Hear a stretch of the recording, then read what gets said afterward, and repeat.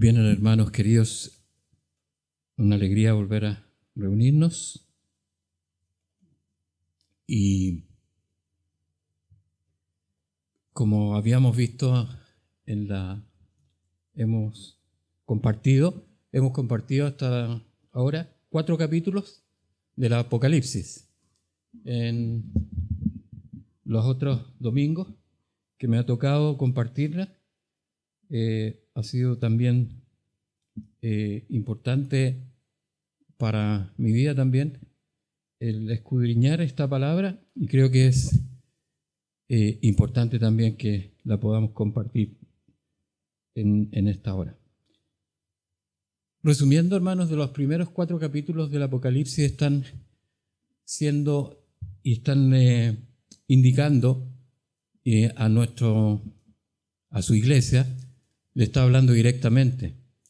En esto el Señor se está revelando como el Señor, Dios y Padre.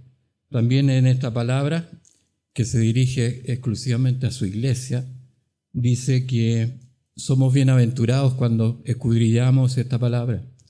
Somos bienaventurados, somos afortunados, dice, porque no es para todos esta palabra. Son para los que han creído en Él. También esta palabra es para que nos preparemos, porque estamos en los últimos tiempos y esta preparación debemos estarla desarrollando cada día en nuestra fe, fortaleciendo nuestra fe a través de esta palabra. Esta misma palabra nos permite a nosotros alimentar nuestra fe cada día. Esta es una obra y revela la obra que es el Señor Jesucristo a toda la iglesia. Revela esta palabra también lo que es el fin de la humanidad, que tiene... Permiso.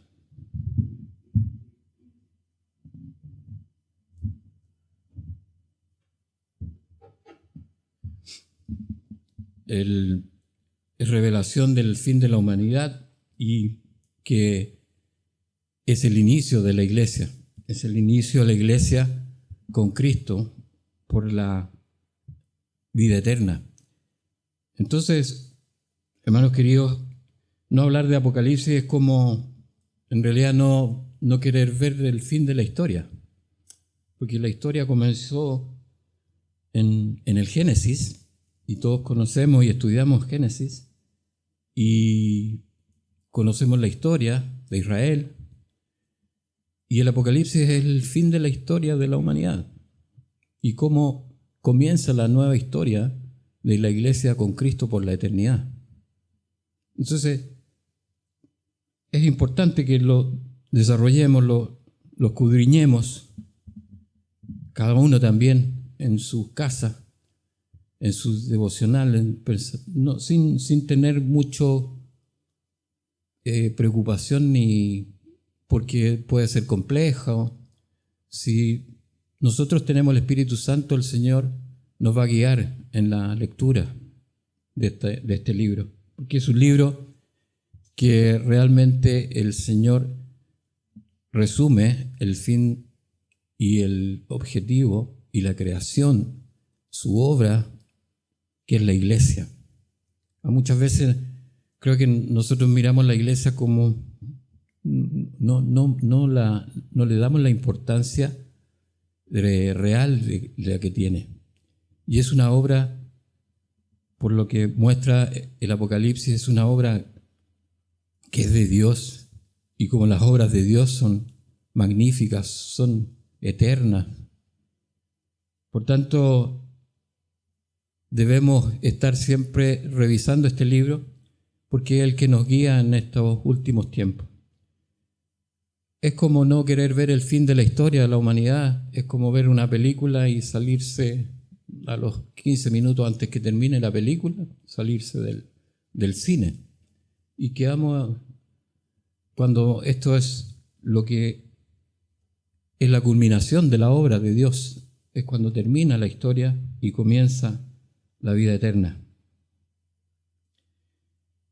Así, lo importante es que este final es un final feliz. Es un final feliz para la iglesia, es un final feliz porque termina con una iglesia viviendo con Cristo por la eternidad. Así que podemos decir que este libro también tiene grandes propósitos y que son propósitos para revelar a su iglesia. Y el capítulo 5 está muy relacionado también con el capítulo 4 que vimos en la anterior. En la visión del capítulo 4 se ve a uno sentado en el trono y los 24 ancianos y los seres vivientes alrededor.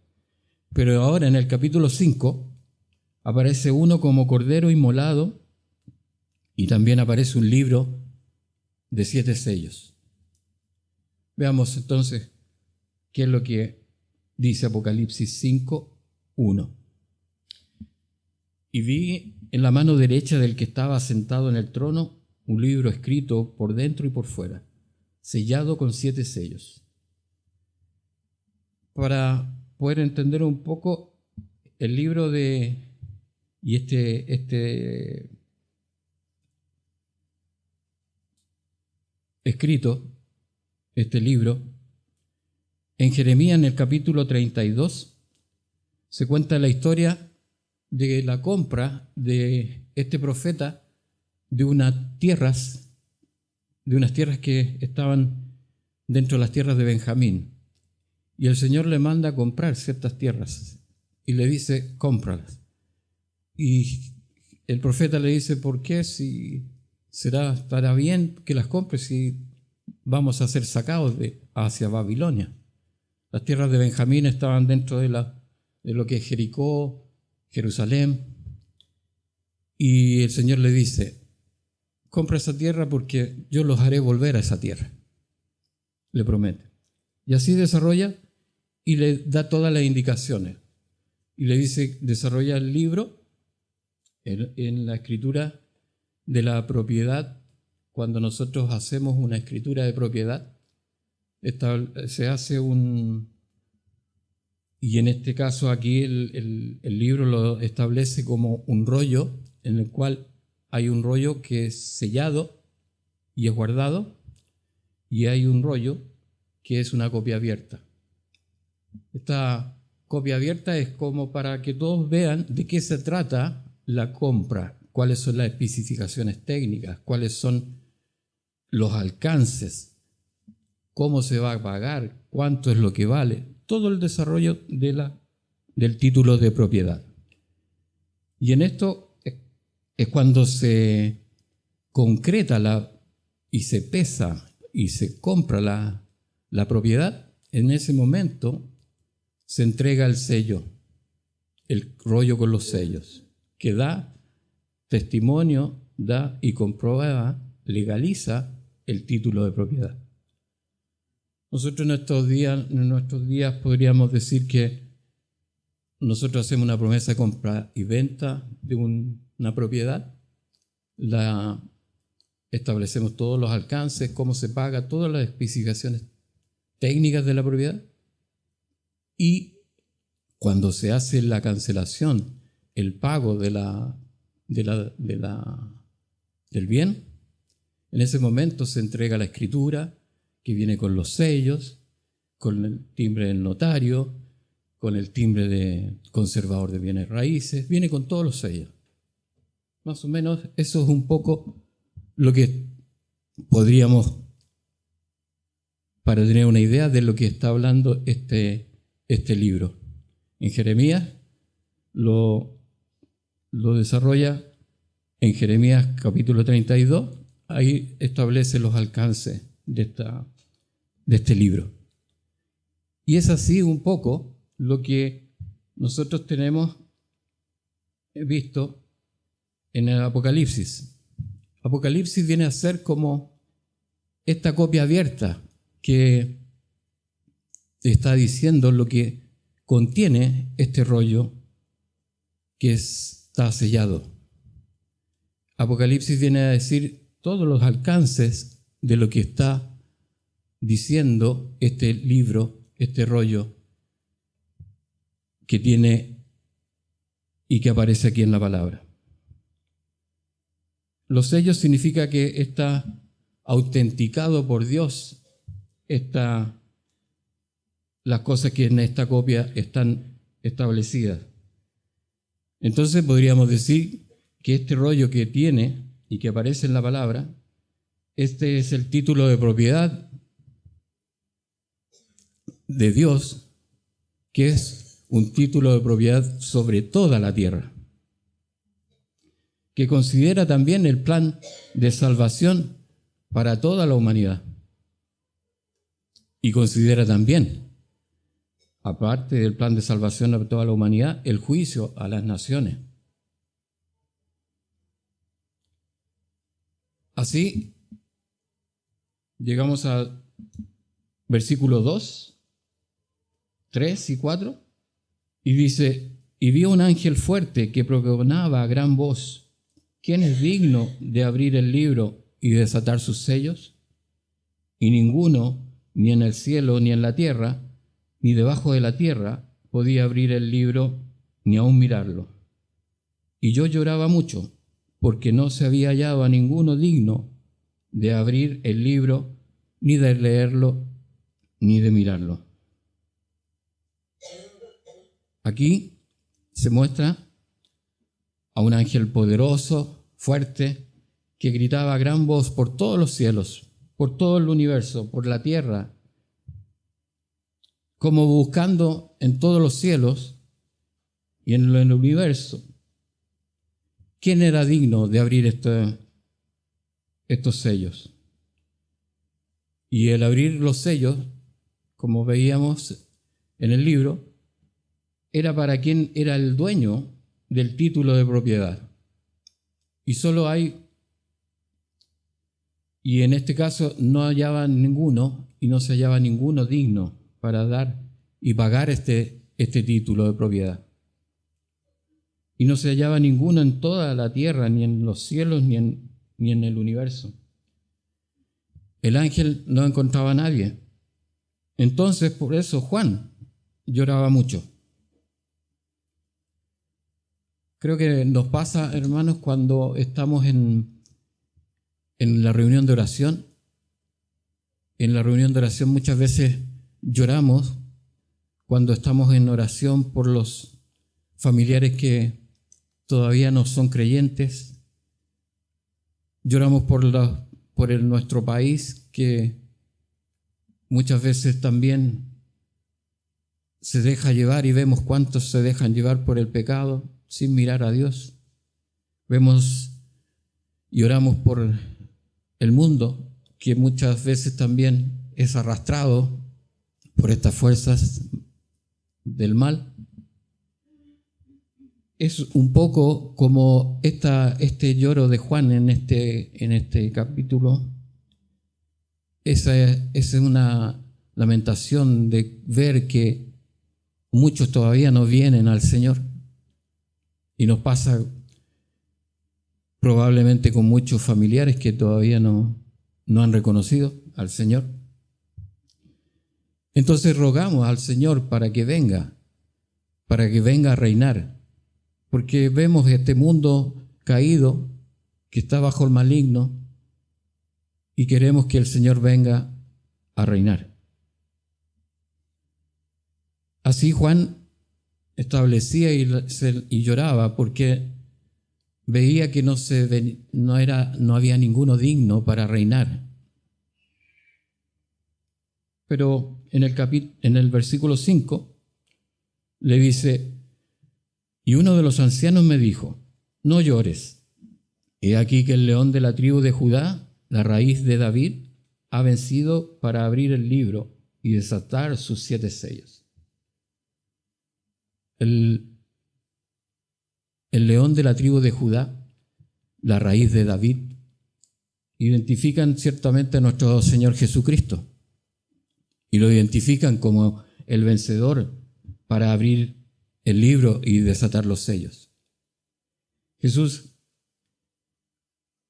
es a la vez león de Judá y también el Cordero. ¿Cómo podemos considerar esto? Bueno, en el Calvario pudimos ver ambas cosas. como león, derrotando al maligno, al diablo, a Satanás, lo derrota, arrebatándole a todos los que tenía cautivos. Y él como león le quitó a todos esos cautivos que tenía Satanás bajo su poder. Y como cordero, él ciertamente fue sacrificado sin abrir su boca. En la carne, él fue como un cordero. Y así, en Colosenses 2, 15, dice: y despojando a los principados y a las potestades, los exhibió públicamente, triunfando sobre ellos en la cruz. Aquí vemos como León de Judá es el que vence en la cruz. Él vence y arrebata a todos los cautivos que tenía el maligno. Pero como cordero lo vemos yendo al matadero, pero sin abrir su boca. Así en Hechos 8:32, el pasaje de la Escritura que leía era este: como oveja a la muerte fue llevado, y como cordero mudo delante del que lo trasquila, así no abrió su boca. Bien, este cordero es el único digno de comprar y pagar el título de propiedad sobre los cielos que está en la tierra y debajo de la tierra. Porque este es el único que lo ha pagado con su propia sangre. El Señor Jesucristo es el único dueño del título de propiedad que puede abrir los sellos. El mundo entero estaba bajo el maligno, porque Adán y Eva en el Edén, por su pecado de no creer a Dios, entregaron a Satanás el dominio que Dios les había dado sobre toda la tierra. Y ahora el Señor Jesucristo, con su propia sangre, venciendo en la cruz, Él recibe el título de propiedad de los cielos, de la tierra y debajo de la tierra. Solo Dios tiene poder para hacerse hombre y no cometer pecado y entregar su vida y volver a tomarla. Este gran poder que nos muestra el Señor Jesucristo no es posible si no es porque es Dios. Él es el único que puede entregar su vida y volverla a tomar. Y lo muestra, y lo demuestra aquí como cordero.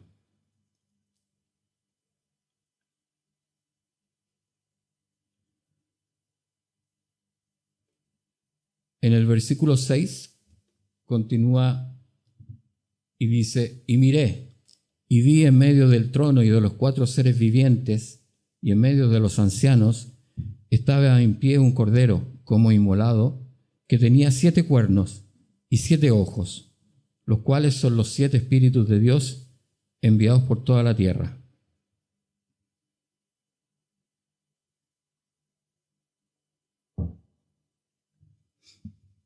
Bien, entonces en esta visión muestra al Señor Jesucristo como león, sino como el cordero inmolado, en medio del trono, como Dios y Padre.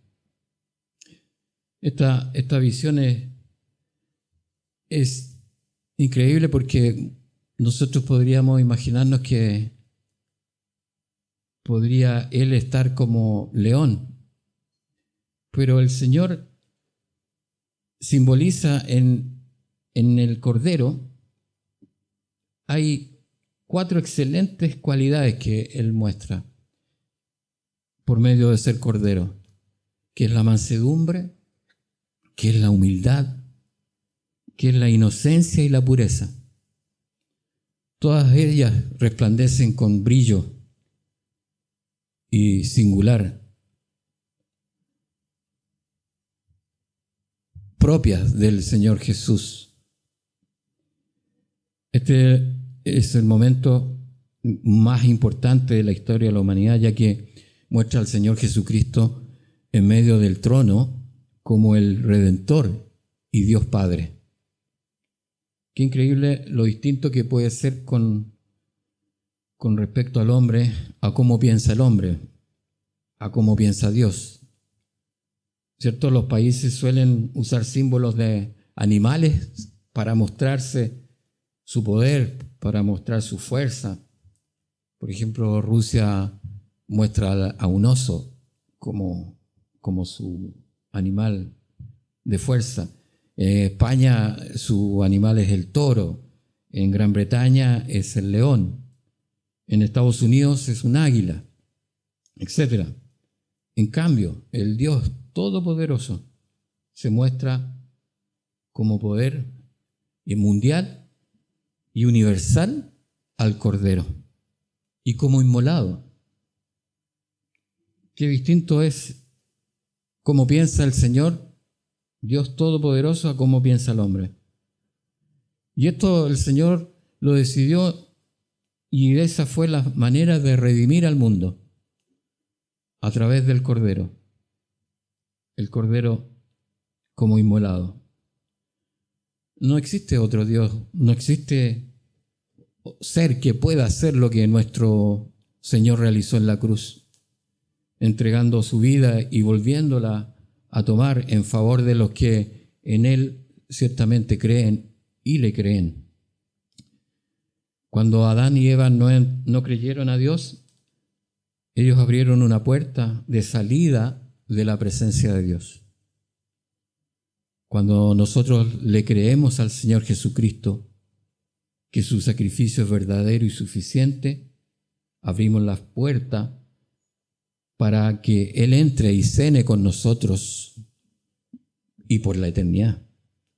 Porque Él dice, yo estoy a la puerta. ¿Hay alguien que aquí todavía no haya abierto la puerta de su corazón al Señor?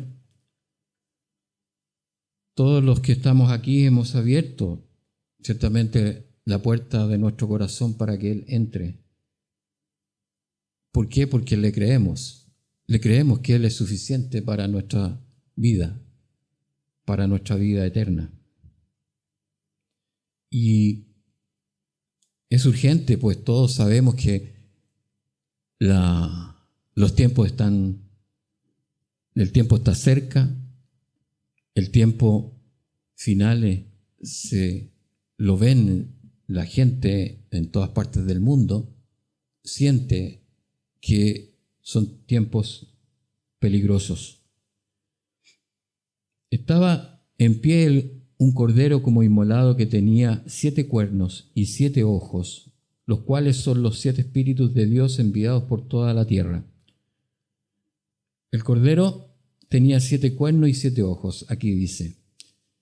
Una muestra más de que Juan no está viendo realidades físicas, sino está viendo símbolos, porque los corderos no llevan cuernos. Pero ya sabemos que el cuerno es símbolo de poder, y siendo 7 es de pleno poder, o poder total, o autoridad absoluta. Esos 7 cuernos representan que el Señor Jesucristo es todo poder, no hay más, no hay aparte de Él. Y los 7 ojos indican la plenitud de la visión del Salvador, su omnisciencia, la plenitud del Espíritu Santo. La plenitud del Espíritu Santo, que es lo enviado por toda la tierra, significa que como Cristo aparece ya resucitado, aunque conserva las señales de su muerte, puede enviar el Espíritu Santo, y aquí el Señor Jesucristo envía el Espíritu Santo a toda la tierra. Por eso dice, los 7 espíritus de Dios enviados por toda la tierra. Envía el Señor Jesucristo, el Espíritu Santo, a toda la tierra para ejecutar en todo el mundo la obra de salvación, y que el mismo Señor consumió en el Calvario. en el versículo 7, dice, y vino, y tomó el libro de la mano derecha del que estaba sentado en el trono. Esta visión nos muestra que este Cordero, como inmolado, se acerca al Padre y toma el poder, toma la autoridad y la majestad por los siglos de los siglos. En el versículo 8 dice, y cuando hubo tomado el libro, los 4 seres vivientes y los 24 ancianos se postraron delante del Cordero. Todos tenían arpas y copas de oro llenas de incienso, que son las oraciones de los santos. Aquí podemos ver que en este momento pasa la oración del Padre al Cordero. La adoración estaba centrada en el Padre, pero aquí pasa la adoración al Cordero. Cuando el Cordero recibe el libro, los 4 seres vivientes y los 24 ancianos se postran en adoración. Ya vimos que los 4 seres vivientes representan a toda la creación, en los cielos, en la tierra, bajo la tierra. Los 24 ancianos representan a toda la iglesia arrebatada del Antiguo Testamento al Nuevo Testamento. Y todos tenían arpas que representan la oración y alabanzas a Dios, y copas llenas de incienso, que son las oraciones de los santos. Las oraciones de olor fragante que aquí habla son las de un corazón ciertamente contrito y humillado, que levantan gratitud por la obra redentora del Señor Jesucristo. Entonces, cuando nosotros, hermanos, en oración de agradecimiento, de gratitud, eso es una oración de olor fragante. Cuando los hijos normalmente siempre piden cosas, ¿cierto? Los hijos normalmente están todos los días pidiendo algo. Pero cuando un día vienen y dan gracias, ese es olor fragante para un padre. Eso es una gratitud que conmueve el corazón. Cuando piden, normalmente es algo normal, pero cuando dan gracias, es extraordinario. Entonces, ¿cómo no darle gracias al Señor para que Él tenga una oración con olor fragante? Más que pedir, bueno es que oremos dando gracias por todo lo que nos ha dado el Señor.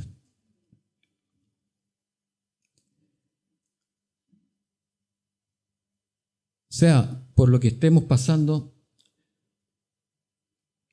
y conozco muchos hermanos que aunque estén pasando algunas aflicciones, sé que le dan gloria donde están. La abuelita recién contaba, en aflicción dando gloria a Dios. Esas son oraciones con olor fragante. Y dice, versículo 9, y cantaban un nuevo cántico, diciendo, digno eres de tomar el libro y de abrir sus sellos, porque tú fuiste inmolado y con tu sangre nos has redimido para Dios de todo linaje y lengua y pueblo y nación. Como veíamos en el versículo anterior, solo Jesucristo es digno de abrir los sellos, porque Él es el único con poder y autoridad, por ser el dueño del título de propiedad de todo el universo. ¿Por qué? ¿Por qué es dueño del título de propiedad de todo el universo? Porque Él lo compró y lo pagó con su sangre. Nos has hecho nuevas criaturas para nuestro Dios. De todas partes del mundo son los redimidos. podemos gozarnos, hermanos, con estas palabras, ya que tendremos nuevo cuerpo, tendremos un nuevo nombre, nuevas todas las cosas, nueva Jerusalén, todo será nuevo en el cielo, tierra nueva. Por tanto, el nuevo cántico es esta obra de redención. En la antigüedad, cuando un esclavo era comprado, el concepto era redimido. Era muy común estos términos. Redimido. O sea, fue un esclavo que fue comprado. Jesucristo nos compró esclavos del pecado. Cuando estábamos y el Señor nos encontró, nosotros éramos esclavos también, esclavos del pecado. Pero Él nos compró y Él nos liberó y Él nos sustentó. Y Él nos hizo también nuevas criaturas, porque ya no hacemos las cosas que hacíamos antes. Hay una parte de nuestro ser que es carne, y esa parte de nuestro ser, el Señor nos ha guardado y Él nos librará. Pero Él, justamente es lo que enseñaba la hermana Denise en la escuela dominical, Él es el que nos ayuda a no ser esclavos del pecado. Si hay muchos pecados que ya hemos dejado de hacer, es porque Él. Y faltan pecados que debemos dejar, y Él también nos dará la fortaleza y de su espíritu para que dejemos también algunas cosas que todavía debemos. Y Él completará esa obra hasta el día del Señor. Si Él nos compró siendo esclavos y pagó con su sangre, el Dios más grande, el Dios único y verdadero, ¿puede haber algo más grande o más maravilloso que puede haber para nuestras vidas? Me pregunto, ¿qué puede haber más grande que esto? ¿Podemos ver esta realidad? ¿Podemos ver esta realidad que el Dios creador, dueño de todo el universo, se entregó por mí y hoy día me ha hecho libre? ¿Es esta una realidad? No es una religión lo que el Señor ha hecho. Él está hoy día en medio de su iglesia, Él está aquí en medio nuestro, y porque así lo dice su palabra, y Él no es hombre para que mienta. Y Él murió no solo por los judíos, sino por todos los hombres y mujeres en el mundo que le han recibido en su corazón. Y dice en el versículo 10, y nos ha hecho para nuestro Dios reyes y sacerdotes, y reinaremos sobre la tierra. Nos ha hecho reyes para reinar en la tierra. ¿Cómo nos preparamos para ello? ¿Cómo nos preparamos para reinar en la tierra? Hoy día, a través de la Escritura, a través de la oración. Hermanos, cuando nos reunimos en oración, es muy importante también, porque oramos por los familiares que todavía no son creyentes, oramos por los amigos, por los conocidos, incluso oramos hasta por los enemigos. ¿Y qué estamos haciendo ahí? Estamos pidiendo ante Dios. ¿Por quién? Por otras personas. ¿Y qué es eso? Si no es hacer intercesión ante Dios por otros. Y un sacerdote, ¿qué es lo que realiza? Realiza este trabajo. Un sacerdote realiza este trabajo de interceder ante Dios por otros, aunque sean enemigos. Aquí en la congregación, ¿cuántos sacerdotes? Son todos sacerdotes. Todos lo hemos visto en reunión de oración intercediendo por otros. Incluso gente que no conocen. Es así como se cumple la palabra del Señor cuando nos dice, y nos ha hecho sacerdotes para nuestro Dios. Por eso cuando solo pido por mí, no estoy haciendo la función de sacerdote. Cuando pido solo por mí, no estoy cumpliendo ese trabajo de sacerdocio. Él murió ciertamente no solo por los judíos, sino por todos los hombres y por todas las mujeres en el mundo que le reciben en su corazón. Incluso a los suyos vino y no le recibieron. Vino a los judíos y no le recibieron. Algunos, obviamente sí, que son la iglesia del Señor. ¿Por qué? Porque vino a los suyos. Nosotros no estábamos invitados, no éramos judíos. Nosotros estábamos lejos. La palabra lo dice, éramos perrillos, gentiles. No estábamos invitados a esta fiesta. Pero gracias a Dios, gracias a Él, a su misericordia también, hoy día los que lo reciben en su corazón somos linaje de Él. Somos linaje para nuestro Dios. Y aquí, en el versículo 11 dice, y miré y oí la voz de muchos ángeles alrededor del trono, y de los seres vivientes, y de los ancianos, y su número era millones de millones.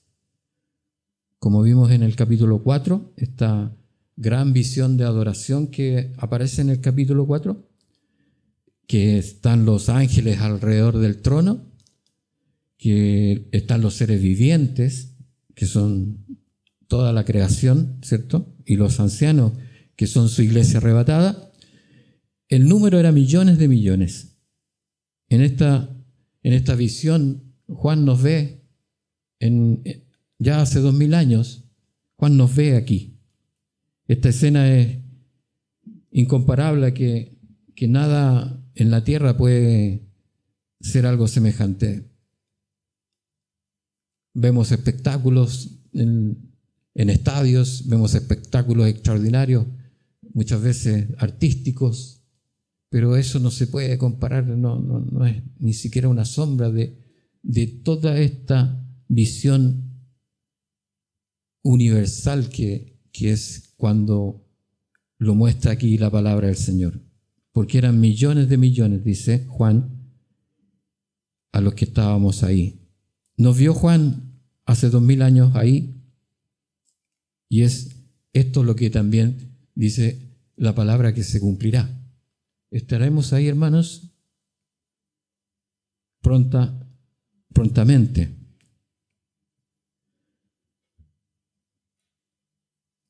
Así, mirándolo en esta visión, hermanos, ¿qué les parece si nos colocamos en esa visión? ¿Qué significa la vida, el día de hoy? ¿Qué significa hoy la vida en esta aquí? Si no es esta vida solamente importante porque aquí definimos cómo vamos a pasar la vida eterna. No tiene otra mayor importancia nuestra vida aquí en esta tierra más que definir cómo vamos a pasar la vida eterna. ¿Hay alguna otra importancia que pudiera demandar tu vida? ¿Algún trabajo, un negocio, cualquier cosa aquí en la vida, aquí en la tierra? ¿Hay algo que pudiera compararse con esta magnificencia de vida eterna que muestra el libro de Apocalipsis? Si pensamos todos los días, hermanos, cuando nos levantamos en esta visión, cada día, vamos a ver que esta vida la vamos a ver vivir con más gozo, porque sabemos a dónde vamos. Entonces el problemita que tenemos con el banco, que el impuesto interno, ¿qué es lo que te puede significar eso? ¿Qué es lo que puede significar eso comparado con esta vida? Por eso esta visión, hermanos, creo que es mirar en alto siempre. Nos levantamos cada mañana, miramos a lo alto, vemos esta grandiosidad que nos espera. Por tanto, la vida aquí en la tierra pasa a ser un detalle, pero un detalle importante, porque es aquí donde definimos cómo vamos a pasar la vida eterna. En Filipenses 2, del 9 al 10, dice: por lo cual Dios también le exaltó hasta lo sumo y le dio un nombre que es sobre todo nombre, para que en el nombre de Jesús se doble toda rodilla de los que están en los cielos y en la tierra y debajo de la tierra. Esta visión de Apocalipsis es el cumplimiento de esta palabra. Aquí se cumple esta palabra. Todo en la Biblia está comprobado y cumplido en la misma palabra. En el versículo 12 dice que decían a gran voz: el Cordero que fue inmolado es digno de tomar el poder, las riquezas, la sabiduría, la fortaleza, la honra, la gloria y la alabanza. Aquí dice que el Cordero inmolado es digno de recibir 7 cosas gloriosas de todas, que son 7 cosas. Primero indican que son la perfección, ¿cierto? Y 7 indica que está completo. Y aquí dice el poder, la capacidad para obrar, que contrasta este poder de Dios, el poder en Cristo, esta capacidad que tiene Cristo, pero que contrasta con el que nació y murió en debilidad. Dice: a Él la sabiduría, el poder. Él es digno de tomar, porque Él tiene el poder. Pero el poder Él se despojó y Él nació débil y murió en debilidad. La riqueza, abundancias de recursos, que contrasta ciertamente porque Él se hizo pobre. Él lo contrasta. La sabiduría, la cordura, la destreza para planificar y ejecutar, pero que contrasta con que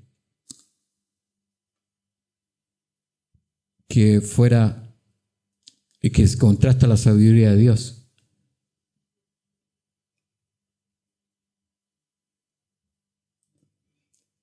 Esta sabiduría de Dios que Él tiene cuando Él se mostró como Cordero que vino a redimir. ¿Qué le dijeron en Israel, en el pueblo? Le dijeron: no, está fuera de sí, que no tenía sabiduría. Esto contrasta también.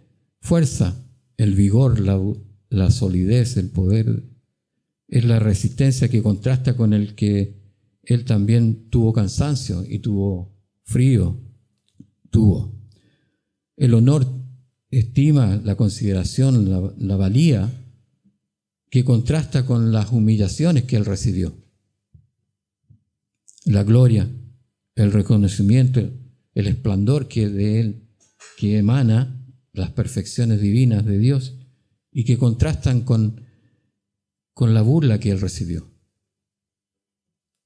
Y en el último, en el 7, la bendición, sacrificio que agrada a Dios, el elogio, la palabra favorable, los atributos divinos que Él tiene, y que con Él que contrasta con Él, porque la palabra dice que Él fue hecho maldición. Él es bendición, pero fue hecho maldición. Fue hecho maldición para que nosotros no tuviéramos maldición, no caigamos bajo la maldición de la ley. Es así esto, como los atributos, la fortaleza, todo lo que el Señor tiene, cuando se hizo hombre, recibió todo lo contrario. Él era rico y se hizo pobre. Y así cada uno de esos atributos de Dios. Y lo describe aquí en la palabra también. En el versículo 13 dice: y a todo lo creado que está en el cielo y sobre la tierra y debajo de la tierra y en el mar, y a todas las cosas que en ellos hay, oí decir al que está sentado en el trono y al Cordero, sea la alabanza, la honra, la gloria y el poder por los siglos de los siglos. Aquí la alabanza de los ángeles tiene relación con el proceso de salvación, mediante el cual Dios se presenta un reino integrado por sacerdotes redimidos. La presencia de la iglesia en sí misma es un servicio de enseñanza que se proyecta en forma celestial. ¿Cómo lo podemos entender? Por ejemplo, es con la palabra que el apóstol Pablo describe en un versículo que dice: para que la multiforme sabiduría de Dios sea ahora dada a conocer por medio de la iglesia a los principados y potestades en los lugares celestiales. Efesios 3:10. Entonces, ¿cómo entendemos Los ángeles son superiores a los hombres, ¿cierto? En cuanto a la naturaleza, ¿cierto? No quiero respaldarlo, pero está en el Salmo 8:5, para no perder la idea. Los ángeles son superiores a los hombres en cuanto a la naturaleza, pero son seres inteligentes, por tanto pueden adquirir conocimientos, ya que no son omniscientes como Dios. Entonces, ellos en la naturaleza son superiores a los hombres, pero sí pueden y tienen inteligencia para adquirir conocimiento. Pero a su vez los ángeles son inferiores a los hombres en cuanto a la gracia, ya que Dios otorgó su gracia a los hombres para salvación, pero no a los ángeles.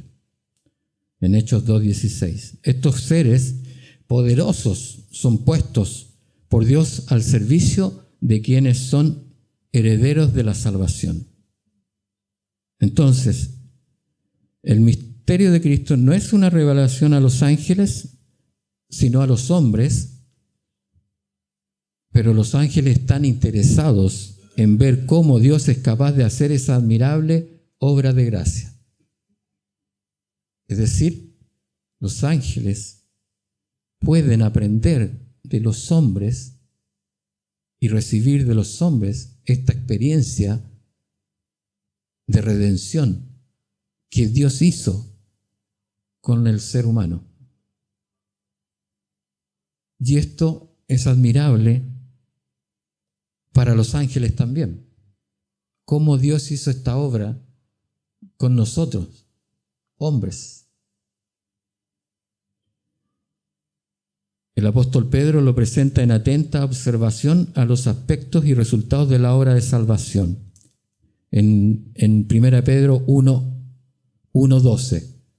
A estos se les reveló que no para sí mismos, sino para nosotros, administraban las cosas que ahora os son anunciadas, por los que os han predicado el Evangelio por el Espíritu Santo enviado del cielo, cosas en las cuales anhelan mirar los ángeles.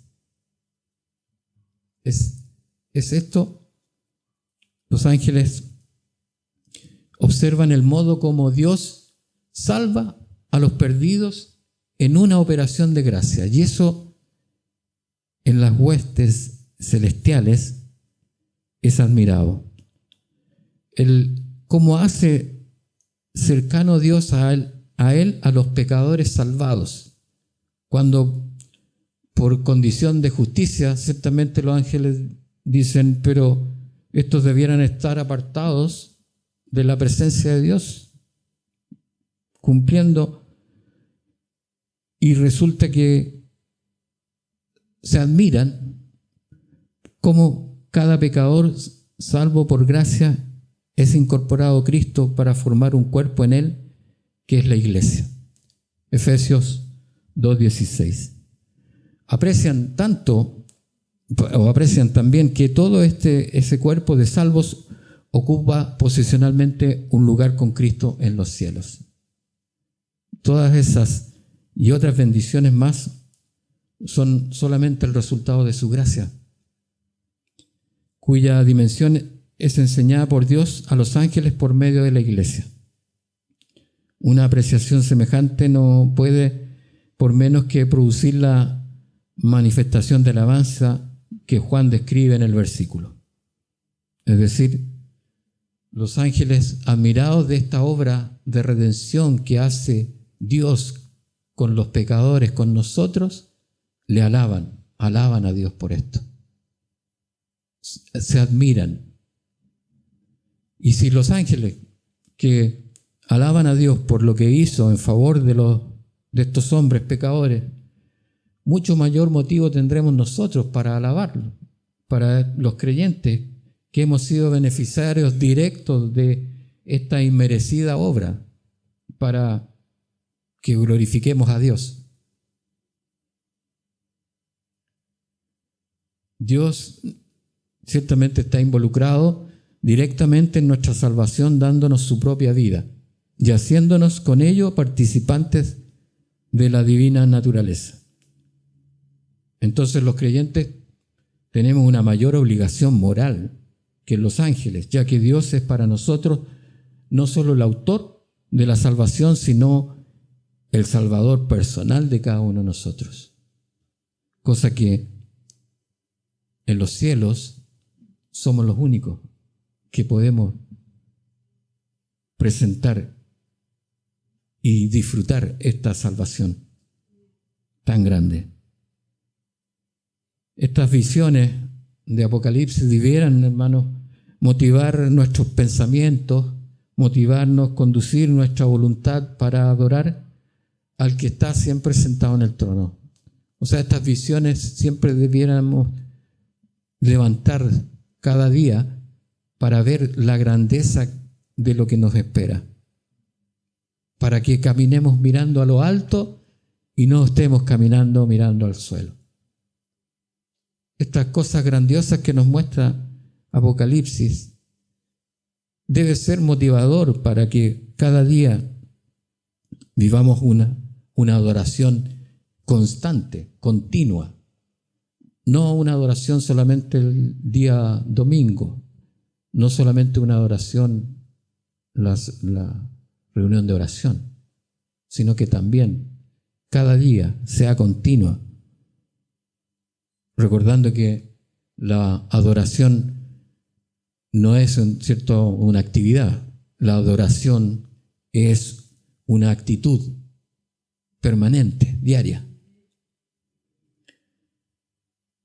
Y finalmente, en el versículo 14, los 4 seres vivientes decían amén, y los 24 ancianos se postraron sobre sus rostros y adoraron al que vive por los siglos de los siglos.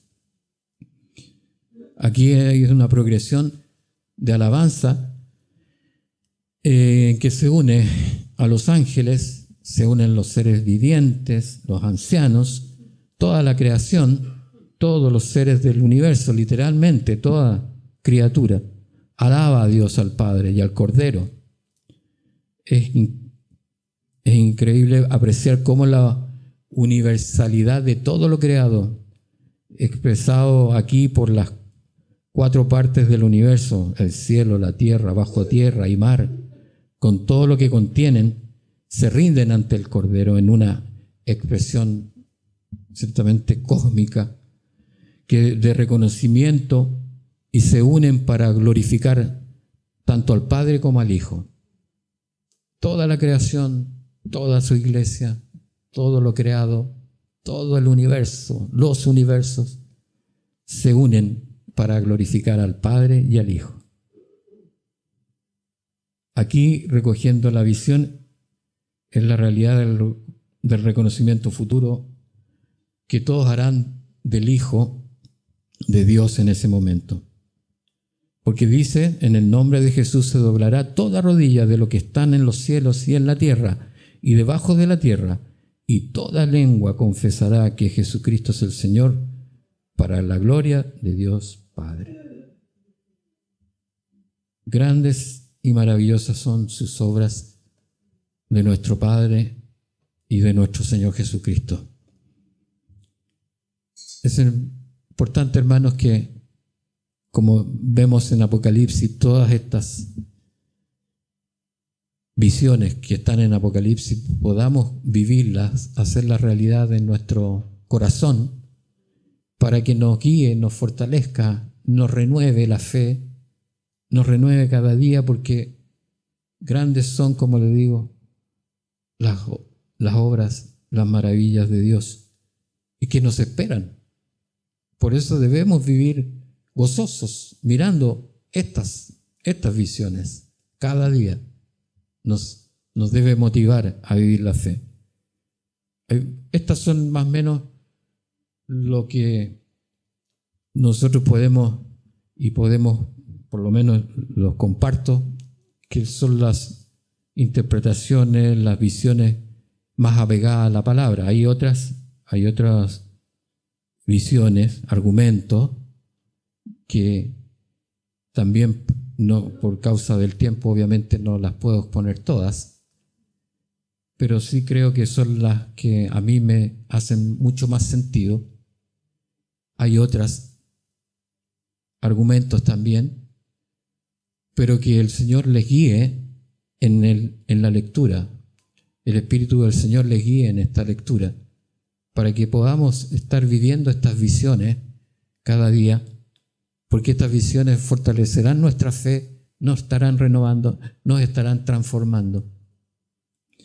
Estas interpretaciones que pudieran haber, otras interpretaciones, hay muchos autores en Apocalipsis, todas con muchos argumentos, pero lejos de crear divisiones, al contrario, en vez de crear divisiones, debe ser enriquecedor todas las visiones que pudiéramos encontrar, nos puedan apoyar. Hay algunas que nos va a gustar más, otras menos a lo mejor, que nos va a cuadrar, pero son todas importantes para que se cumpla esto que es la palabra, nos vaya transformando nuestro corazón, que esta palabra nos vaya haciendo cada día más a la semejanza de nuestro Señor Jesucristo. Oramos, hermanos.